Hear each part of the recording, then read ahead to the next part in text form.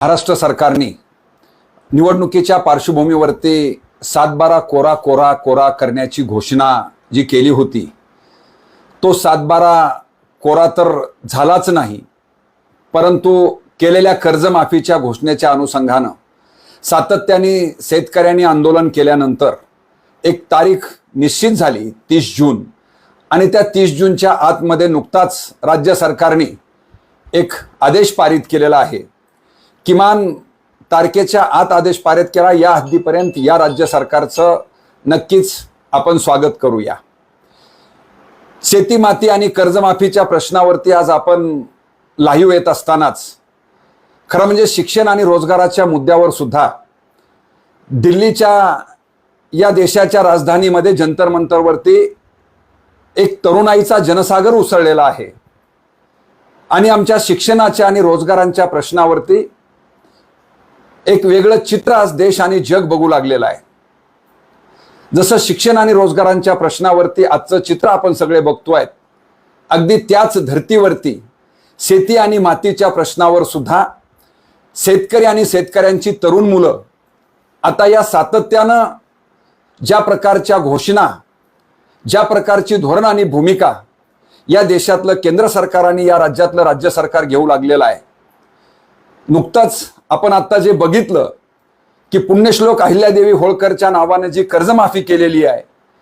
ती कर्जमाफी नसून कर्ज वसुली आहे की काय, अशा प्रकारच्या अटी आणि शर्तीमधून ज्या बाबी समोर आलेल्या आहेत, या पार्श्वभूमीवर बोलत असताना ज्या पद्धतीचं घोषणा, ज्या पद्धतीचा जाहीरनामा या सरकारने केंद्रातल्या आणि राज्यातल्या सरकारने 2014 साली दिला, स्वामीनाथन आयोगाच्या शिफारसी असतील, देशभरातल्या शेतकऱ्यांच्या कर्जमाफीचा प्रश्न असेल, किंवा महाराष्ट्रामध्ये प्रामुख्यानं सोयाबीन आणि कापूस जी नगदी पिकं होती, या नगदी पिकांना सोयाबीनला 8,000 आणि कापसाला 10,000 रुपये क्विंटल भाव द्या म्हणून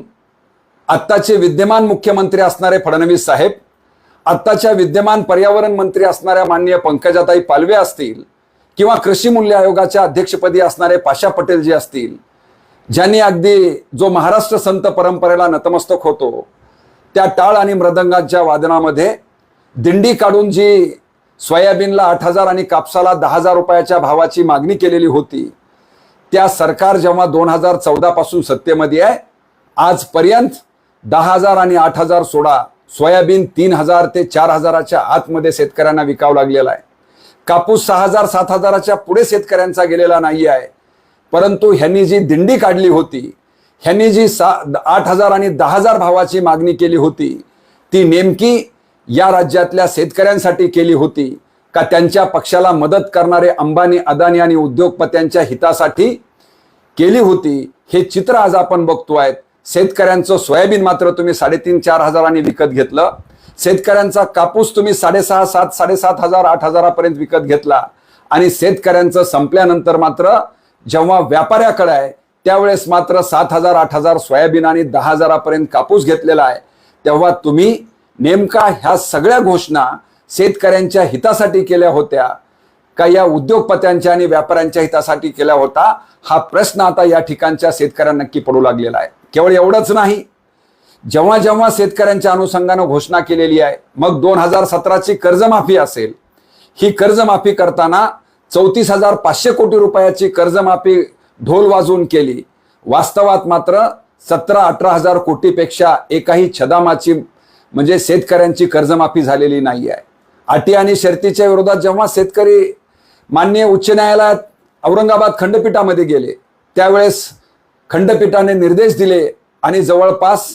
6,000 कोटी रुपयाची 5 लाख शेतकऱ्यांची कर्जमाफी तुम्ही ताबडतोब वाटप करा, अशा प्रकारचा निर्देश दिला। त्याच्यावरती एप्रिल 2026 मध्ये अवमान याचिकेमध्ये कोर्टाने निर्देश दिलेली आहेत की तुम्ही ताबडतोब 6,000 कोटी शेतकऱ्यांचे वाटप करा। यानंतर सुद्धा केवळ 500 कोटीची बोळवण या सरकारने केलेली आहे। एवढंच नाही, आत्ता जी काही सप्टेंबर 2025 मध्ये मोठ्या प्रमाणामध्ये अतिवृष्टी या महाराष्ट्राच्या सगळ्या संबंध भागामध्ये झाली,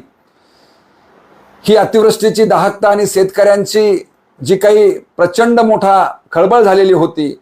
हे सगळा आक्रोश बघून या सरकारने तो आक्रोश थांबवण्यासाठी विधानसभेच्या पटलावरती पुन्हा एकदा 34,000 कोटीच्या मदतीचं पॅकेज जाहीर केलं। ते पॅकेज जाहीर केल्यानंतर अद्यापही केवळ 7-7.5 हजार कोटीच शेतकऱ्यांच्या खात्यामध्ये वेगवेगळ्या मदतीमधून आलं. पॅकेज जाहीर करताना 17,500 आम्ही शेतकऱ्यांना प्रति हेक्टर विमा देऊ, वाहून गेलेल्या शेतीसाठी आम्ही 10,000 रुपये देऊ, रब्बीच्या पेरणीसाठी आम्ही हेक्टरी 10,000 रुपये देऊ, अशा वेगवेगळ्या घोषणा केल्या. मात्र वास्तवात 7-7.5 हजार कोटीच्या रुपयाचा एकही रुपया शेतकऱ्यांच्या खात्यावरती जमा झालेला नाहीये. आणि त्याच पार्श्वभूमीवर आत्ताचं सुद्धा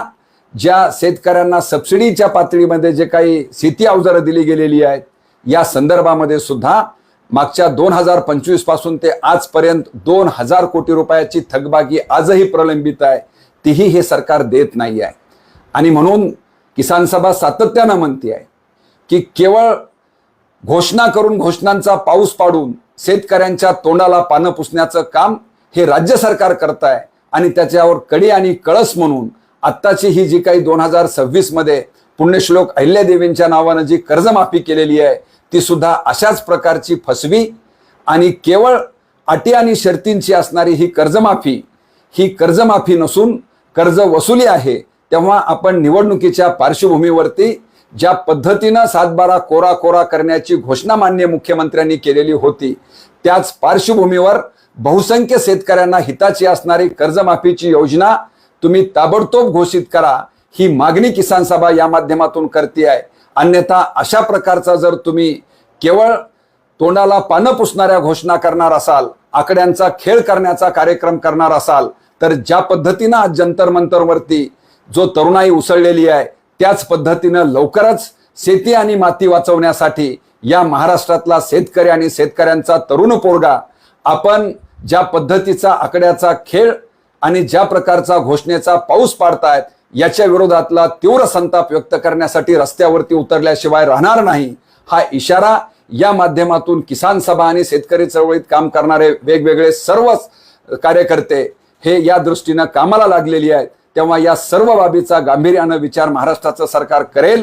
आणि या कर्जमाफीच्या निर्णयाच्या अनुषंगानं आणि केलेल्या घोषणाच्या अनुषंगानं, आज केलेल्या पीक विम्याच्या अनुषंगानं 17,500ची अंमलबजावणी तात्काळ करेल, अशी अपेक्षा आम्ही यामधून व्यक्त करतोय. अन्यथा या रोषाला सामोरं जाण्याची तयारी महाराष्ट्रातल्या सरकारनं ठेवावी, असा गंभीर इशारा या माध्यमातून आम्ही आपल्याला देत आहोत. धन्यवाद.